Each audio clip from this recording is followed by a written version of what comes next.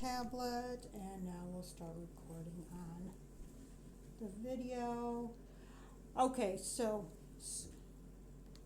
Sojourner Truth, Part 1, Beginning.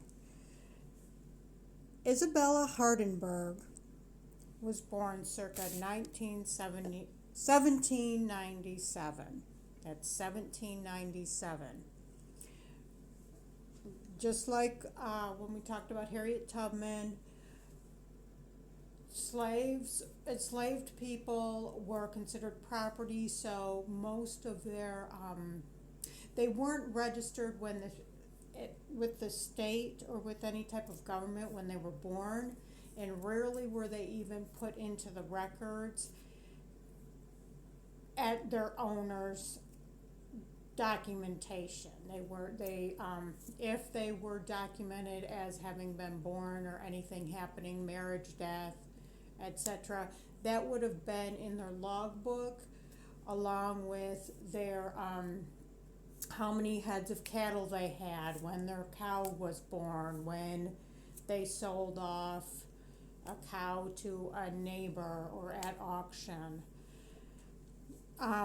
And most farmers were illiterate or semi-illiterate, and they just didn't keep documents well.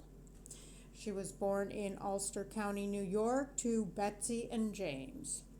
The last name, Hardenberg, that was her owner's name. Most slaves, they just had to take on their owner's last name. She was born into a Dutch-speaking farm. Therefore, she knew only the Dutch language. She didn't know English. Her owner, Johan, owned, according to records, as far as they can tell, he owned 7 slaves. I don't know what his occupation was. I tried researching it online. There were some contradictions there considering Johan and his life. So, I don't know. A couple sources say he was a patent holder. I'm not finding that true because the death dates don't match the death dates of the Johan I'm talking about here. Isabella knew only one of her siblings, Peter, as all of her other siblings were sold. Let me read you a passage in this book. You see, it's called Sojourner Truth in Her Own Words, written by Peter and Connie Roop. It's a scholastic book. There you go. I'm showing it on the other videos. This is talking about one of the instances when one of her siblings got sold. This was a story that her mother told her growing up. That terrible morning, Michael got up with the birds, kindled a fire, calling for his mama, that's the Dutch word for mother, to come, for all was ready for her. Steaming horses pulled a sleigh over the snow-covered ground. It stopped at Colonel Hardenberg's house. Michael ran to the sleigh. He was picked up and put in. Michael thought he was going on a sleigh ride. Little Nancy was also carried to the sleigh. Michael was surprised when she was not placed beside him. Instead, she was put into a box, and the box was locked. Michael understood what was happening. Like a frightened deer, he sprang from the sleigh, and running to the house, concealed himself under a bed. His hiding place was discovered. He was carried struggling to the sleigh. With a snap of the whip, the driver started the horses. Michael and Nancy were taken away to be sold to another master. Mau and Bomfrey, Dutch word for tree, her father, never saw them again. That is often how enslaved people were taken, because they just didn't want the struggle. Okay, she had 10 or 12 siblings as far as we know. Betsy was James' 3rd wife. His first 2 wives were sold. Betsy never knew her husband's first 2 wives. I want to note that I'm going by the books I've read. and online. There, different sources are telling me different things for Johann. Um, Also, I'm going to note here that Isabella's birth date is a rough estimate. The conclusions of her birth date came from a testimony from one of her slave owners who said she appeared to be between 12 and 14 when he bought her at auction in 1810. She also claimed there was a quote-unquote dark day in her early childhood, though she, that would have only left her to be about 3 years old when this dark day happened. It was supposedly a eclipse. But how could she have remembered that at such a young age, especially with all the trauma of being an enslaved person? I couldn't find anything about Johann, his occupation, was he literate, nothing. He died when Isabella was about 2 years old. I got different, different years about when he died, but 1799 was the most agreed upon date, which would have left Isabella, if she was born in 1797, she would have been 3 years old. Isabella and her parents became property of Johann's son Charles upon Johann's death, who Charles lived nearby. Charles owned a hotel. Let me see, I still got attached paper here, so let's see. I couldn't find the name of Charles's hotel. Okay, I tried, couldn't. He made his slaves sleep in the damp cellar. This caused a lot of issues, including communicable diseases. The enslaved people were always sick, and they were catching it from each other. They were catching it from their surroundings. They were made to sleep in straw, and there was often water. The cellar leaked. There was often water that they had to lay in. When Isabella was around 9, Charles died. The rest of the Hardenberg, is that their last name? That's their last name. Hardenberg relatives decided to let Isabella's father go free because he was just too old.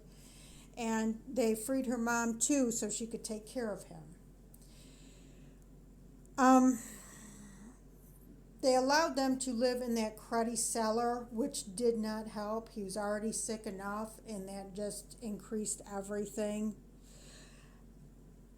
Isabella and Peter, her younger brother, were sold to Isabella and Peter were sold. Isabella was sold for $100. From what I understand here, I don't think Peter was sold with Isabella. I think this is where they parted ways, but I can't remember that for exact. Her mom eventually died. It doesn't seem that Isabella was able to see her mom after she was sold this time. Her father died as well. He was unable to take care of himself. The Hardenbergs had put him out in some shanty out in the woods, and he was blind and just decrepit. He couldn't care for himself, so he basically froze and starved to death. It said nothing about how her mom died. I couldn't find anywhere where it says what she died from. John Neely was her new owner. He owned a store that sold goods from the West Indies in Europe. He lived along one of the offshoots of the Hudson River. So the boats would come down the Hudson River and then go to this offshoot river and drop the stuff off at his store. Isabella had an issue now due to the language barrier. John Neely, the Hardenberg spoke Dutch. John Neely spoke only English. She spoke only Dutch. John spoke only English. Her owner violently attacked her often when she wouldn't do what she was asked. She couldn't understand what he was saying, so she'd just stand there not knowing what to do, or she'd do the wrong thing, get the wrong thing, and he'd beat her. After a mere year or two, she was sold again to Martinus Shriver, who was a fisherman and bar owner. Probably sold, probably because she was just more trouble than she was worth with her not being able to understand the language. For Martinus Shriver, she hoed, carried fish, and ran errands. This seemed her best owner so far, as the work was more industrious, used her mind more, allowed her to make her own judgments, and she had more physical freedom. She was able to go walk outside, down the river, help. She probably being a fish carrier, I'm thinking she probably sold maybe door to door or did deliveries, or at the very least helped Martinus with his job, catching whatever that entailed, whether that be catching the fish or marketing the fish or being in a market, an outdoor market. Sounds good to me. It sounds like a job I might like.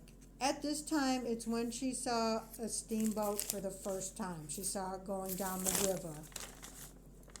In 1810, she was about 13, she was sold to John Dumont. He too lived in Ulster County. All her owners up to this point had lived in Ulster. He operated a farm, and sorry if I'm saying that county wrong.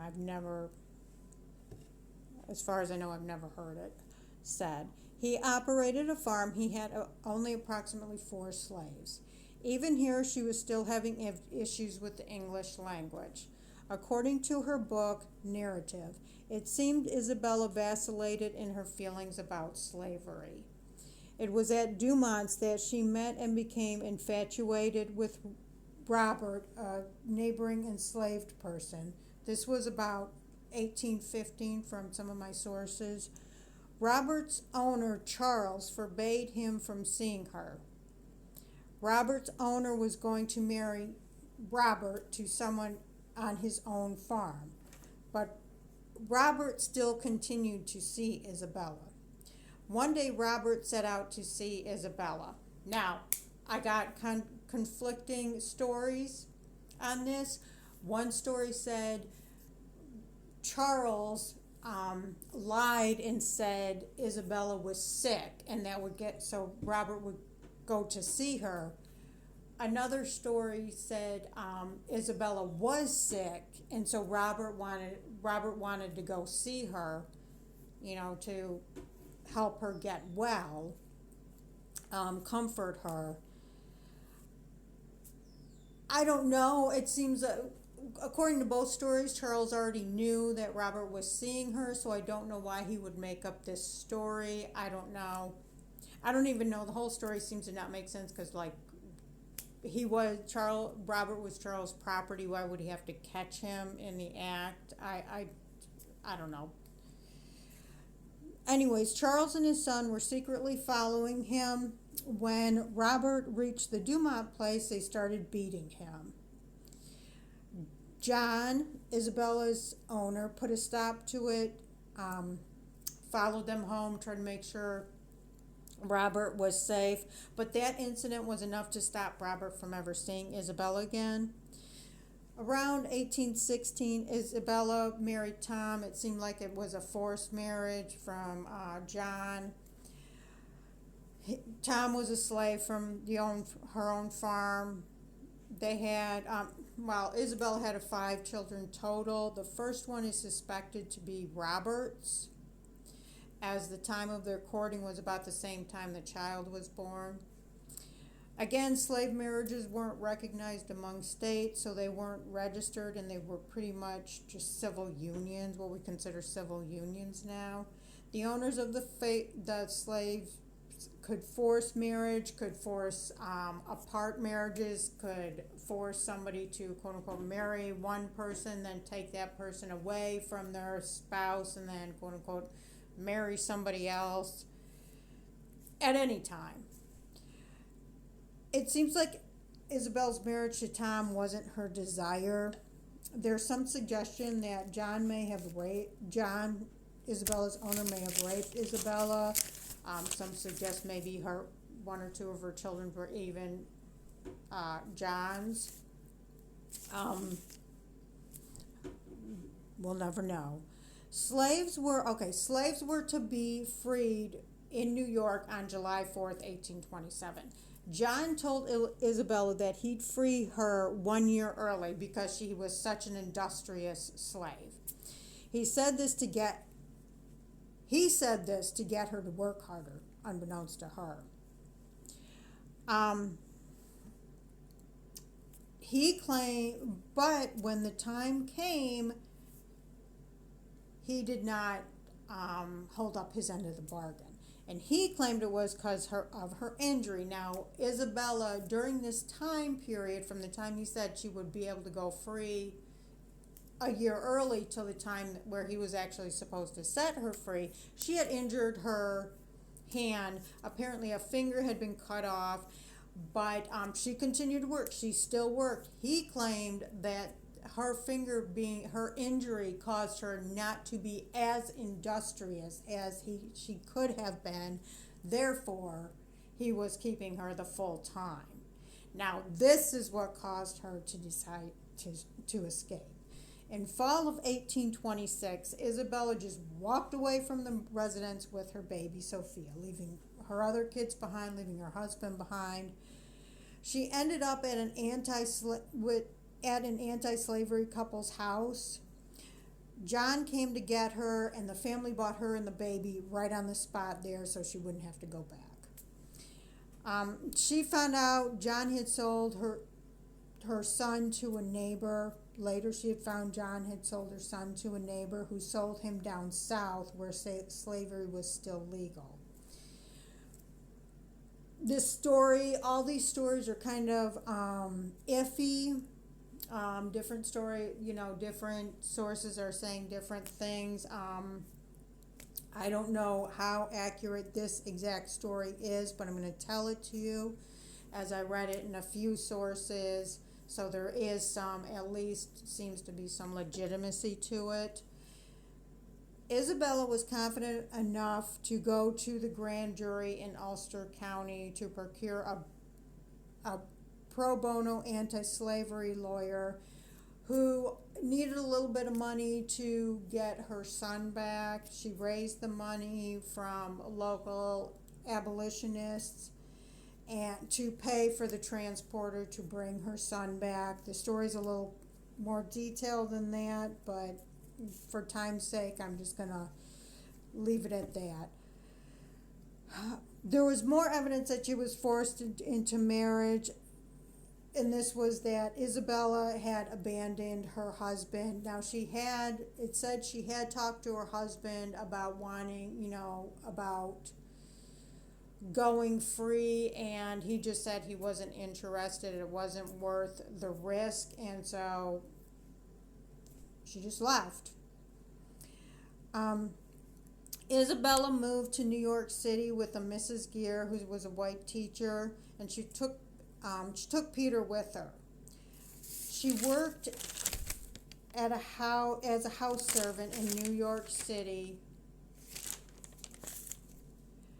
And in New York City, she became heavily involved in trying to find a religion, a spirituality for her. She went Methodist, then Zion, various black churches. She was thinking about becoming an evangelist, which was really the only thing the church would allow women to do at the time. And even then, you were supposed to be under supervision of a man.